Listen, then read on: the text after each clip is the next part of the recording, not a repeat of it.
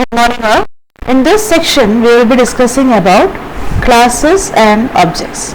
Okay, as you already knew the structures of the structures from the previous sessions. Structure means what? We can see, we can have the structure with all different data type data can be clubbed together to form a structure. Okay, so what we can do is in that we have created a object a structure called student, and in that we have added SR number, student ID, name, address, etc. Okay, so in this session this class is nothing but it's higher to the structure. It will add what also? It will add the functions of that object. Okay, functions of that object. And here we can see the classes are just like the blueprints or the molds, and objects are the just like the houses or built from that blueprint, or the plates that is created from that molds. Okay, so let's see it. So we have seen the headers, new C++ headers like this: hash include IOStream using namespace std, and old styles are using this one, hash include IOStream.h. Okay, so normally we will be using what this hash include IOStream and using namespace std. So we have to understand what is a namespace and all. Okay, so please see this thing. Namespace is simply a declarative region. Okay, so declaration means what? We are creating different objects or different things in that region. Okay, so all these IOStream, math, string, fstream, etc. are the contents of the namespace called as std. So we are in this example we are saying that we have to include the IOStream, and we have to use the namespace or the declarative region as std. Okay, in which the IOStream is created or the IOStream is contained. So now let us see how we are going to create the class. Okay, how we are going to create the class. So class specification is just the previous one, the structure we have created using what? The struct keyword, and here we are using which keyword? The class keyword. Okay, class name, opening curly bracket, closing curly bracket, and semicolon. Okay, in this class we will have the data members, which are the attributes of that objects that is defined by this class, and member functions are the methods or member functions that is getting or setting or operating on these data members of this class object. Okay, so here we are just creating what? A blueprint of that object. Now let's see an example of this class student. Here we can see int stid, char stname. These two are that the stid id and the std name are known as the data members, or it is also the properties of the student class. These are the data members. It is alternatively called as properties. Okay, these two are the data members. Now there are the data member functions.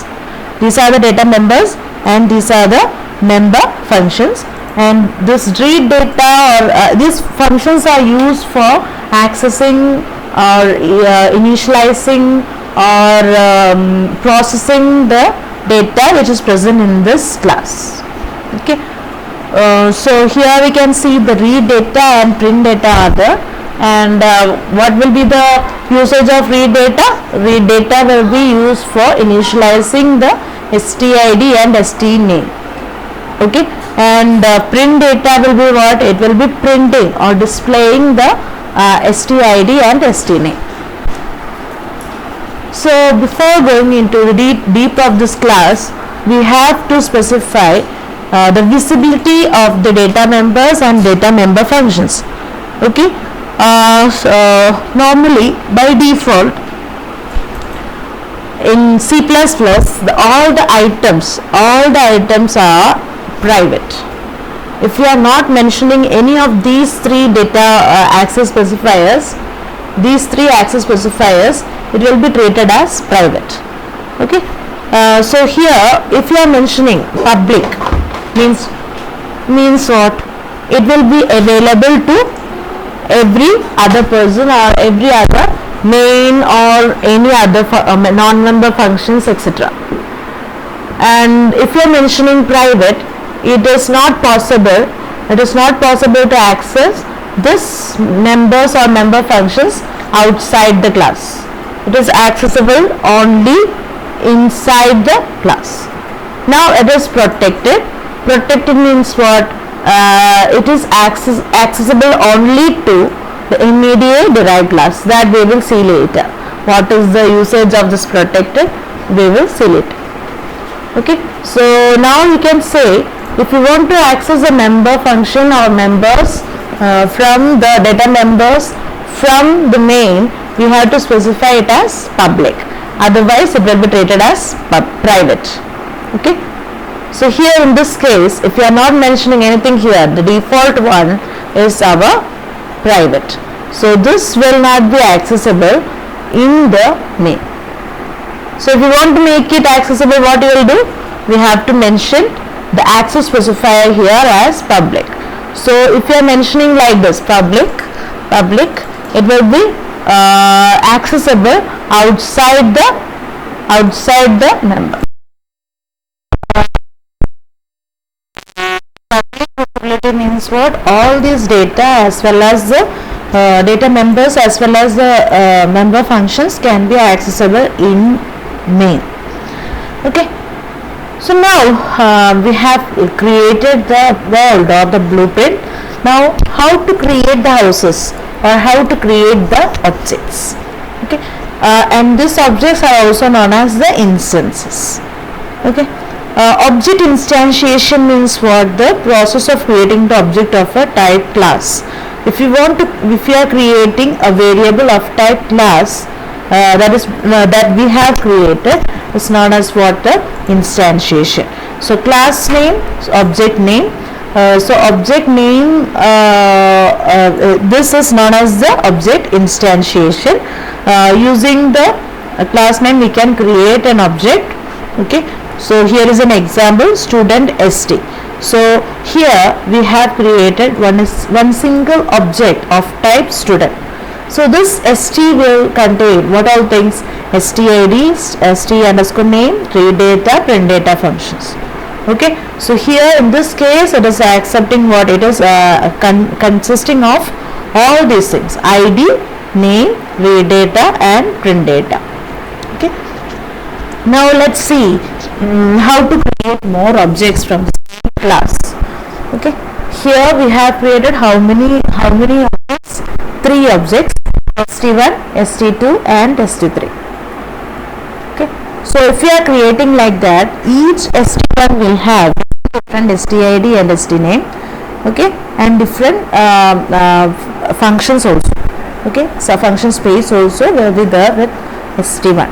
So ST1 will have the read data, ST1 will have the print data, ST1 will have the STID, ST1 will have the ST name. Okay, like that all the other objects will have it. ST2 will have the STID as 20 and ST name as Stephen. S3 has the STID as 55, ST name as Mary, and they have the duplicated or instance data members also. Okay, instance members also. Read data and print data is available. The instructions or the functions of read data and print data is available in every of those objects. Okay, so if you want to create 8 students, how we will do it? Okay, just like our just like our normal integer, I want to create 5 integers. What I will do? Int a of 5. Okay, so if I want to create 8 students, what I will do? Student s of 8. Okay, it's an array of objects. Student s of 8 is what? Our array of objects. So how we access the first one? S of 0. And how we access the second one? S of 1, S of 2, like that, S of 7. Okay, so if we want to access the first student's STID, how we will do it? S of 0 STID, S of 0's ST name, S of 0's read data, S of 0's print data, like that it will be accessed. Okay, now let's see how we are accessing it outside the class. Okay, outside the class definition, how we will access the data members. Okay, STID is one of the members of class student. Okay, how we will access it? Using a single object. Okay, this using the dot operator only we are accessing the data member. In both the cases we are using what? The dot operator. Okay, so if it is a single object, how we will access it? Object name dot the data members. So here in this case st is our object, then st dot stid we will be accessing. Okay, if it is an array of objects, what I will do?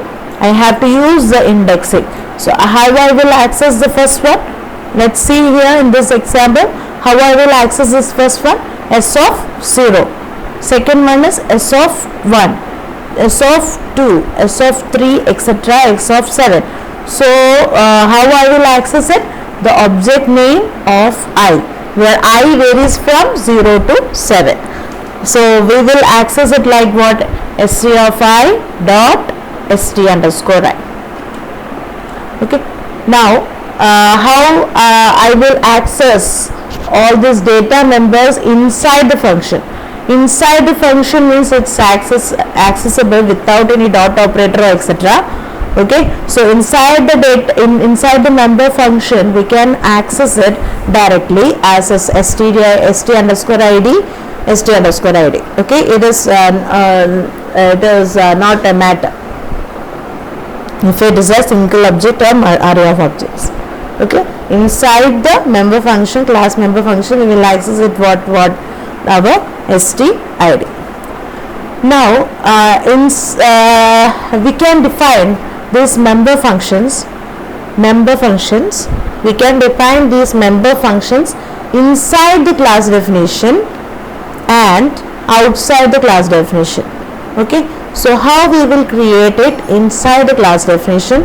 So inside, as a normal function we can create it. Okay, this is just a normal function.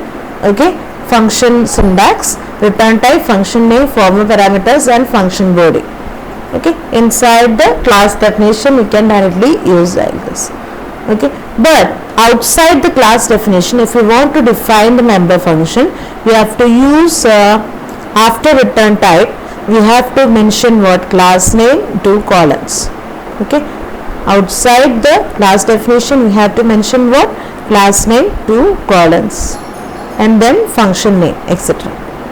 Okay, so how we will access the member functions?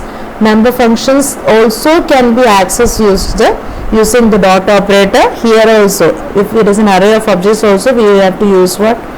The dot operator. So read data is a function. So how we will access it using a single object? st dot read. Okay, like this we can access the member function. And here also st of I dot read. Let's see an example.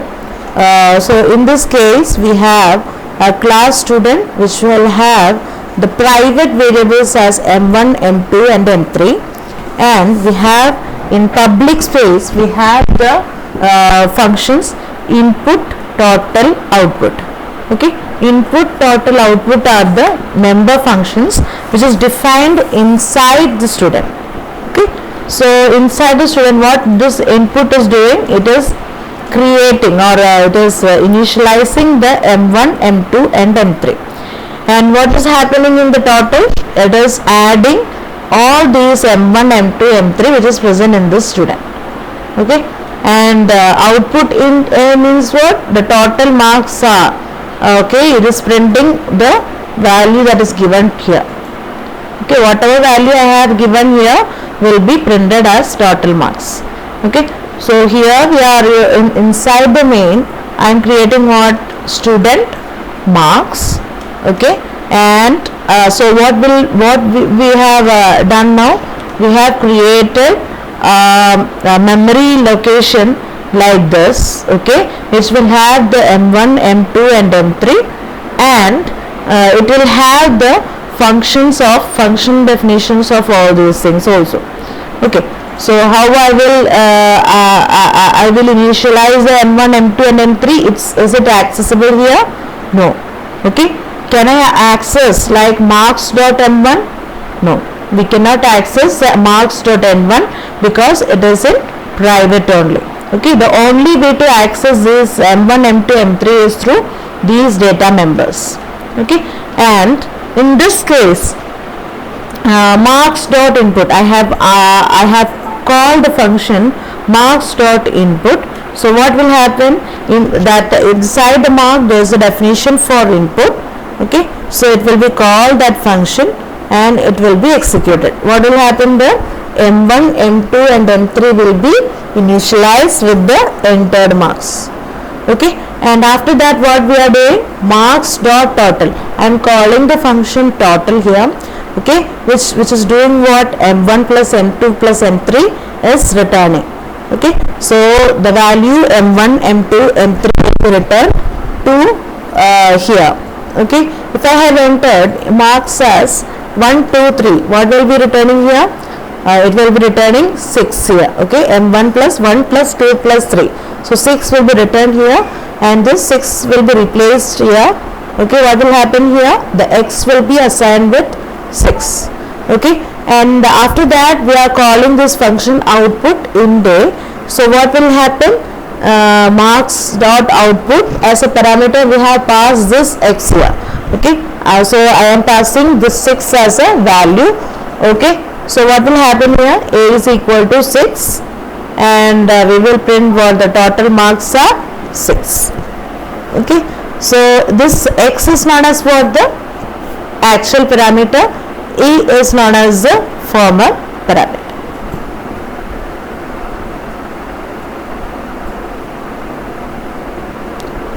So in the previous case we have seen all these values, all these member functions are defined inside the student class. So now in this case all these functions, all these input, total and output are defined outside the class.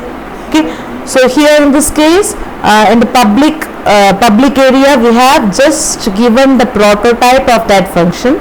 Okay, and outside the class definition, this is our class definition until this thing. Okay, so outside the class definition we will be mentioning what? Void, the return type, and after that we have to mention which class it belongs to. Okay, so it is, this input is belonging to what? The student object, student class. Okay, and we are defining it like this. And total also belongs to which class? Student class. This output int A also belongs to which class? Student class. Okay, so in this case we are defining all the functions, data member functions are defining inside the class, and here in this case all the functions, all the definitions are function definitions are outside the class definition. So what is the only difference here? The student double colon, this thing is different from here to here. Okay.